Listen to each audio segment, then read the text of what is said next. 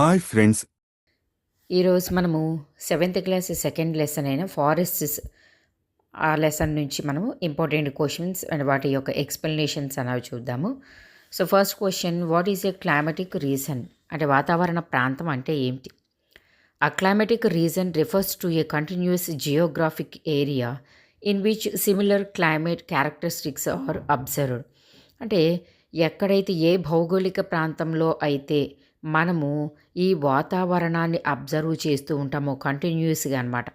So దానిని మనము climatic రీజన్గా చెబుతూ ఉంటాము అని. Next, how many climatic regions are there in the world and what are they? మరి ప్రపంచంలో ఎన్ని క్లైమాటిక్ రీజన్స్ ఉన్నాయి, ఏంటవి అనేసి అడుగుతున్నారు. There are 7 climatic regions in the world. ప్రపంచంలో ఎన్ని ఉన్నాయంటే క్లైమాటిక్ రీజన్స్ అన్నవి 7 ఉన్నాయి. మరి అవేంటో కూడా చూద్దాం. They are, first one equatorial or topographical climatic region, and second one the savanna, and third one desert region, fourth Mediterranean climate, and fifth one steppe climate, and sixth one taiga, seventh one tundra climate regions. So ప్రపంచంలో ఉన్న వాతావరణానికి సంబంధించి అన్ని రకాలైన వాతావరణాలకి సంబంధించి మనకి ఇక్కడ climatic reasons అన్నవి ఇవ్వడం జరిగింది. సో టోటల్గా 7 ఉన్నాయి మనకి క్లైమాటిక్ రీజన్స్ అన్నవి ప్రపంచంలో. సో అవన్నీ కూడా మనం ఆర్డర్లో చక్కగా నేర్చుకుంటే మనకి బాగా ఉపయోగపడుతుంది.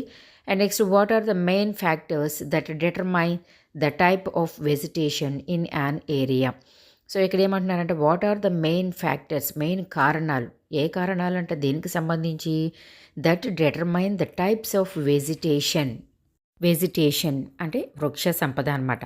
మరి మనకంట ఈ వృక్ష సంపద అన్నవి ఎన్ని రకాలుగా ఉన్నాయి, దేని మీద డిపెండ్ అయ్యి ఈ వృక్ష సంపద అన్నది మనకి పెరుగుతూ ఉంటుంది అనేసి అడుగుతూ ఉన్నారు.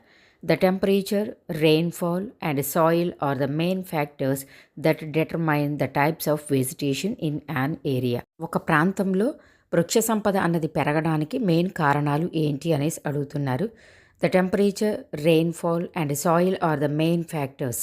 అయితే వృక్ష సంపద పెరగాలి అంటే కనుక మనకంట టెంపరేచర్, ఉష్ణోగ్రత ఉండాలి, అలాగే రెయిన్ఫాల్, వర్షం ఉండాలి, అలాగే సాయిల్ కూడా అనమాట. సో ఇవన్నీ కూడా ఉంటేనే మనకు అక్కడ వృక్ష సంపద అనేది పెరగడానికి కారణమవుతుంది అనమాట. So that determine the type of vegetation in an area. Next, what is a forest? మరి ఫారెస్ట్స్ అనే లెసన్ గురించి తెలుసుకుంటున్నాం కదా.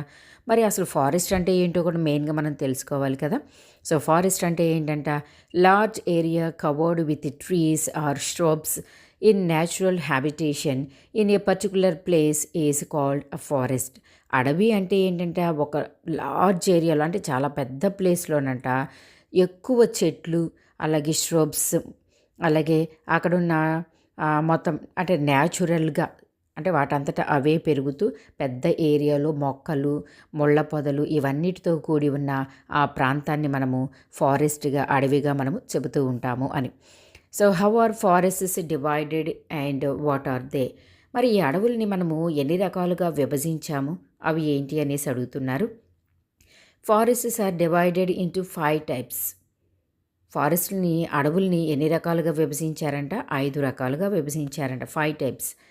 అయితే ఈ 5 టైప్స్గా మరి దేన్ని బేస్ చేసుకొని వాళ్ళు డివైడ్ చేశారు అంటే based on climate, rainfall and types of soils. అంటే అక్కడున్న క్లైమేట్ని బట్టి, అలాగే రెయిన్ఫాల్ని బట్టి, అలాగే అక్కడున్న నేలలో ఉన్న రకాలని బట్టి కూడా అడవులనంట 5 రకాలుగా విభజించడం జరిగింది అని. సో మరి వాట్ ఆర్ దే అన్నారు కదా. మరి ఆ అడవులు 5 టైప్స్గా డివైడ్ చేశారనుకున్నాం కదా. So what are the 5 types అన్నది కూడా మనం చూద్దాం. They are, first one evergreen forests, second deciduous forests, and third one thorny forests, and fourth mangrove forests, and finally fifth one mountain forests. So evergreen forests కదా, చక్కగా సతత హరితారణ్యాలు అనమాట. అంటే through out the year greenery ఉంటుందన్నమాట అక్కడ. అలాగే deciduous forests, ఆ తర్వాత మరి థ్రోనీ ఫారెస్ట్స్, అలాగే మ్యాంగ్రూవ్ ఫారెస్ట్స్, మౌంటైన్ ఫారెస్ట్స్. సతత హరితారణ్యాలు, రెండోదేమో ఆకురాల్చు అడవులు, అండ్ థర్డ్ వన్ థ్రోనీ ఫారెస్ట్స్ అంటే ముళ్ళ అడవులు, and fourth one mangrove forests అంటే మడ అడవులు ఆర్ వాటికే మరొక పేరు చిత్తడి అడవులు, అలాగే లాస్ట్ది మౌంటైన్ ఫారెస్ట్స్ అంటే పర్వత ప్రాంత అడవులు అన్నమాట. What are the main types of forests of Andhra Pradesh? మరి ఆంధ్రప్రదేశ్లో ఉన్న ఏ రకమైన అడవులు ఉన్నాయి అని చెప్పేసి అడుగుతున్నారు మెయిన్గా. So forests in Andhra Pradesh are mainly divided into 4 types.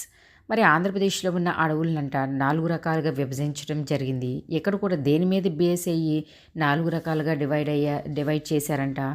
Based on rainfall, climate and soils. So ఇక్కడ కూడా సేమ్ అనమాట.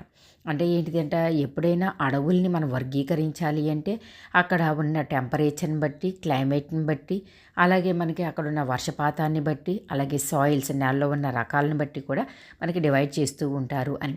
So they are first one moist deciduous, second one dry deciduous, and third one shrub forests. వీటిని మరొక పేరుతో మనము thorn forests అంటాము. And fourth one tidal forests. So ఏపీలో ఉన్న అడవులను కూడా 4 రకాలుగా విభజించడం జరిగింది. And next what is deforestation? Deforestation అంటే అటవీ నిర్మూలన కదా. సో మరి అటవీ నిర్మూలన అంటే ఏంటి అని, అంటే అడవుల్ని నరికివేస్తూ ఉంటారు కదా. So deforestation is the cutting of trees in a large area or the destruction of forest by people. అంటే ఏంటంటే ఇక్కడ చాలా పెద్ద ఏరియాలో మొక్కలన్నిటినీ కూడా కట్ చేయటం, నరికివేయటాన్ని డిఫారెస్టేషన్ అంటారు. In other words the destruction of forest by people. మరి ఇలా చెట్లను ఎవరు నరికేస్తారు, అడవిని ఎవరు నిర్మూలన చేస్తారు అంటే ప్రజలేనమాట దానికి కారణం. And next what does social forestry refers to?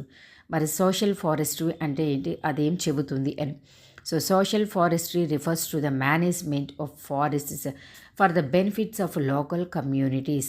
అయితే ఇది దేన్ని రిఫర్ చేస్తూ ఉంటుందంట? Local communities, the benefits of local communities అంటే ఎవరైతే కనుక ఆ లోపల ఆ అడవి లోపల ఉంటూ ఉన్నారో వాటన్నిటిని కూడా కాపాడాలి, మేనేజ్ చేయాలి అని చెప్పేసి ఒక సంస్థలాగా ఏర్పడ్డాన్ని మనం సోషల్ ఫారెస్ట్రీ అని చెప్పేసి పిలుస్తూ ఉంటాము అని. ఫారెస్ట్రీ అంటే సామాజిక అడవి అన్నమాట. సో సామాజిక అడవి అంటే అక్కడున్న లోకల్గా ఉన్న అక్కడ మొక్కలను కానీ, జంతువులు కానీ, గిరిజనులు కానీ వీళ్ళందరినీ కూడా ఎప్పుడు కాపాడుతూ ఉండడం అనమాట. Next what are reserved forests? మరి రిజర్వ్డ్ ఫారెస్ట్స్ అంటే ఏంటి అని చేసి అడుగుతున్నారు. ఎందుకంటే భారతదేశంలో ప్రభుత్వము అన్నది అడవుల్ని డివైడ్ చేయటం జరిగింది. సో అందులో వన్ ఆఫ్ ది మనకి ఏంటంటే రిజర్వ్డ్ ఫారెస్ట్స్ అనమాట. So reserved forests are the forests where the activities like hunting, grazing etcetera are prohibited. So రిజర్వ్డ్ ఫారెస్ట్లోనంట అక్కడ హంటింగ్ కానీ అంటే వేటాడడం కానీ, గ్రేజింగ్ పశువులను మేపుకోవటం కానీ ఇలాంటి యాక్టివిటీస్ అన్నిటినీ కూడా ప్రొహిబిట్ చేయటం జరుగుతుందన్నమాట, నిషేధించడం జరుగుతుంది. అలాగే and the rights of this land are reserved with the government. మరి ఈ రిజర్వ్డ్ ఫారెస్ట్స్ మీద అధికారం ఎవరికి ఉంటుందంట? గవర్నమెంట్కి ఉంటుందన్నమాట. సో ఇంకెవరికి కూడా హక్కు ఉండదు ఆ రిజర్వ్డ్ ఫారెస్ట్స్ మీద. What are the protected forests? మరి ప్రొటెక్టెడ్ ఫారెస్ట్స్ అంటే ఏంటి? Protected forests are forests which are intended to protect certain species of flora and fauna. So ఈ ప్రొటెక్టెడ్ ఫారెస్ట్స్, ప్రొటెక్టెడ్ రక్షించడం అక్కడే ఉంది కదా మీనింగ్. సో ఇక్కడ ఏంటంట కొన్ని రకాలైన మొక్క జాతులను కానీ, అలాగే జంతు జాతులను కానీ, అలాగే వీటిల్లో ఏవైతే కొన్ని అంతరించిపోతూ ఉన్నాయో స్పెసిఫిక్గా వాటన్నిటినీ కూడా ఇక్కడ రక్షిస్తూ కాపాడుతూ ఉండడం అన్నది జరుగుతూ ఉంటుంది అన్నమాట. So excessive damage is not allowed here. So అందుకని లిమిట్కి మించి ఇక్కడ డ్యామేజ్ అన్నది జరగడానికి ఒప్పుకోరన్నమాట. Mention the types of forests in India. భారతదేశంలో అడవుల్ని మనము ఎన్ని రకాలుగా విభజించాము అకార్డింగ్ టు ద గవర్నమెంట్ అనమాట. So for administrative convenience the government of India divided forests into 3 types. So అడ్మినిస్ట్రేషన్ పర్పస్లోనంట గవర్నమెంట్ ఏం చేస్తుంది, అడవుల్ని అంటే ఈజీగా పరిపాలన చేయటం కోసం అడవుల్ని 3 రకాలుగా విభజిస్తుంది అని. So they are first one reserved forests, second one protected forests and third one unclassified forests అనమాట. 3 రకాలుగా వర్గీకరిస్తుంది అని. And next describe briefly about the evergreen forests. So evergreen forests అంటే సతత హరితారణ్యాల గురించి క్లియర్గా రాయమంటున్నారు. So evergreen forests are grown in the areas with high rainfall more than 200 centimetres. ఎక్కడైతే 200 సెంటీమీటర్ల కన్నా ఎక్కువ వర్షపాతం ఉంటుందో అక్కడ మనకి ఈ సతత హరితారణ్యాలు అన్నవి కనిపిస్తూ ఉంటాయి అన్నమాట, అక్కడ పెరుగుతూ ఉంటాయి అని. So trees in this area are very tall and they contain broad leaves. So ఈ ఏరియాలో ఈ సతత హరితారణ్యాల్లో చెట్లు ఎలా ఉంటాయంటే చాలా ఎత్తుగా ఉంటాయి అన్నమాట, వెరీ టాల్ అంటున్నారు. అండ్ వాటి యొక్క ఆకులు కూడా ఎలా ఉంటాయంట, బ్రాడ్ లీవ్స్, చాలా వెడల్పుగా పెద్దగా ఉంటాయంట. The trees in these forests remain green through out the year. So సతత హరితారణ్యాలు లేదు అంటే ఎవర్ గ్రీన్ ఫారెస్ట్స్ అని ఎందుకు అంటారంటే ఇక్కడ ఈ గ్రీనరీ అన్నది లేదు ఈ చెట్లు అనేవి త్రూ అవుట్ ద ఇయర్ మనకు ఉంటాయి అన్నమాట. సంవత్సరం అంతా కూడా గ్రీన్గా ఉంటూ ఉంటుంది కాబట్టి వాటిని మనము ఎవర్ గ్రీన్ ఫారెస్ట్స్ అని పిలుస్తూ ఉంటాము అని. These forests are located in Himalayan region, north eastern states and western Ghats. మరి ఈ సతత హరితారణ్యాలు ఆర్ ఎవర్ గ్రీన్ ఫారెస్ట్స్ అనేవి ఎక్కడ లొకేట్ అయ్యి ఉన్నాయి, ఎక్కడెక్కడ కనిపిస్తాయి అంటే మనకి హిమాలయన్ రీజన్ అంటే నార్త్ సైడ్ హిమాలయ ప్రాంతం ఏదైతే ఉందో అక్కడ కనిపిస్తాయి. అలాగే north eastern states and western Ghats. So north eastern స్టేట్స్లోను అలాగే వెస్ట్రన్ ఘాట్స్ అంటే పశ్చిమ కనుమల్లో కూడా మనకి కనిపిస్తూ ఉంటాయి అన్నమాట. Next mahogany, ebony, rosewood trees etcetera are found. మరి ఈ ప్రాంతంలో కనిపించే మొక్క జాతులు ఏంటంటే మహాగని, ఎబోని, రోజ్వుడ్ ట్రీస్ అన్నవి మనకి ఎక్కువగా కనిపిస్తూ ఉంటాయి అని. So different types of snakes, చాలా రకాలైన పాములు కనిపిస్తాయంట ఇంకా మనకి. అలాగే లైన్ టైల్డ్ మకాక్ అంటే సింహపు తోక కోతి కనిపిస్తుంది. And variety of insects found here, చాలా రకాలైన క్రిమికీటకాలు అన్నవి కూడా మనకి ఇక్కడ ఎక్కువగా కనిపిస్తూ ఉంటాయి. Prepare some slogans on conservation of forests. మరి మన జీవితంలో ఎంతో ముఖ్య భాగాన్ని కీ రోల్ ప్లే చేస్తున్న ఈ ఫారెస్ట్ని మనము కన్జర్వ్ చేసుకోవాలి కదా, రక్షిస్తూ ఉండాలి కదా. మరి అలా రక్షించుకోవాలంటే స్లోగన్స్, ఏమన్నా కొన్ని స్లోగన్స్ రాయమంటున్నారు. So save forests, save the climate and wildlife. So ఈ కొటేషన్స్ అన్నవి, స్లోగన్స్ అన్నవి మనకి ఏంటంటే ఎప్పుడూ కూడా స్లోగన్స్ లాగానే రాయాలి, సెంటెన్స్ లాగా అయితే మాత్రం రాయకూడదు. సో మధ్యలో ఒక చిన్న ఐఫన్ పెట్టి విత్ ఇన్ కొటేషన్స్ వీలైతే అలా మనం రాస్తేనే మనకు అది స్లోగన్స్ లాగా కనిపిస్తుంది. So save forests, save the climate and wildlife, plant a tree keeps the flood away. అలాగే don't destroy the greenery and don't spoil the scenery, save mother earth. So వీటికి మధ్య మనం చిన్న చిన్న ఐఫన్స్ అనేవి పెట్టుకోవాలన్నమాట. So trees are green gold, save trees now they will save you in future, plant a tree predict the mother earth. So ఎన్ని slogans ఉన్నాయో చూడండి. సో స్లోగన్స్ మనం చెప్పుకోవటం కాదు, కానీ ప్రతి ఒక్కళ్ళు కూడా వాళ్ళ యొక్క బర్త్డే రోజు లేదు వాళ్ళకి ఏదైనా సమ్ స్పెషల్ ఈవెంట్ ఉంటే కనుక వాళ్ళ లైఫ్లో సమ్ లైక్ బర్త్డే కానీ ఎవరైనా మ్యారేజ్ కానీ ఇలా ఉంటుంది కదా. సో ఆ రోజు చక్కగా హ్యాపీగా మనము చాక్లెట్స్ అని అవి ఇవి వేస్ట్ చేయకుండా చక్కగా ఒక మొక్కని నాటితే అది రేపొద్దున మనల్ని కాపాడుతుంది, మన ఫ్యూచర్ జనరేషన్స్ని కూడా కాపాడుతుంది అనమాట. What are the reasons for deforestation. మరి అడవిని నిర్మూలన చేస్తారు ప్రజలు అనుకున్నాం కదా. సో మరి దానికి కారణాలు ఏంటి అనేసి అడుగుతున్నారు. సో అగ్రికల్చర్, వ్యవసాయ నిమిత్తం అక్కడ అడవిని అంటే మొక్కల్ని నరికేసి భూమిని సాగు చేసి పంట పండిస్తూ ఉంటారు. సో అడవి అన్నది నిర్మూలన జరుగుతుంది. అలాగే అర్బనైజేషన్, అలాగే ఇండస్ట్రియలైజేషన్, ఫారెస్ట్ ఫైర్స్, మైనింగ్, అలాగే construction of dams and reservoirs etcetera are the reasons for deforestation. So వ్యవసాయ నిమిత్తమే కాదు, మనకి అర్బనైజేషన్ పట్టణీకరణ కోసం, అలాగే ఇండస్ట్రియలైజేషన్ అంటే పారిశ్రామికీకరణ కోసము, అలాగే ఫారెస్ట్ ఫైర్స్, కొన్నిసార్లు అడవులు అన్నవి అగ్నికి గురవుతూ ఉంటాయి, అంటే మంట అంటుకుంటూ ఉంటాయి అన్నమాట.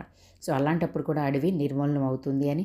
అలాగే మైనింగ్ కోసము, గనుల తవ్వకం ఉంటుంది కదా, సో మైనింగ్ కోసము. అలాగే construction of dams and reservoirs, కొన్నిసార్లు డ్యామ్స్ కానీ రిజర్వాయర్స్ని కానీ మనము అక్కడ నిర్మించాలి అంటే కనుక ఆల్రెడీ అక్కడ ఉన్న అడవిని మనము నిర్మూలన చేస్తేనే అవి సాధ్యమవుతాయి. సో ఇన్ని కారణాల వలన మనము అడవుల్ని నిర్మూలనం చేస్తూ ఉంటాము అని.